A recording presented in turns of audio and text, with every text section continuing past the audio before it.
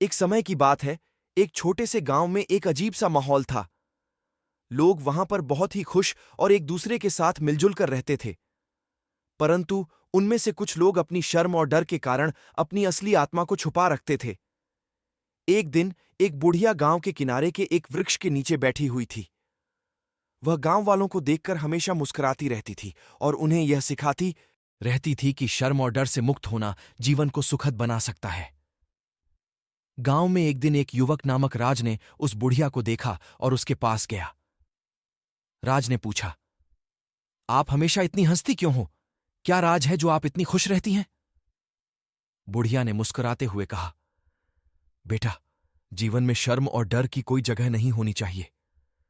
जब हम अपनी असलियता को स्वीकारते हैं और शर्म और डर को छोड़ देते हैं तो हम जीवन को सच्चे सुख की ओर बढ़ा सकते हैं। राज ने उस बुढ़िया की बातों को सुनकर अपनी शर्म और डर को समझा। उसने तय किया कि वह भी खुद को स्वीकारेगा और जीवन को पूरी तरह से जिएगा। उस दिन से गांव में एक नया माहौल बन गया। लोग खुलकर अपनी बातें कहने लगे और अपनी असलियता को स्वीकारने लगे। शर्म और डर का साया गांव से हमेशा के लिए गया। इस कहानी से हमें यह सीखने को मिलता है कि हमें अपनी शर्म और डर को छोड़कर अपनी असलियता को स्वीकारना चाहिए ताकि हम जीवन को पूरी तरह से और सच्चे सुख से भर सकें।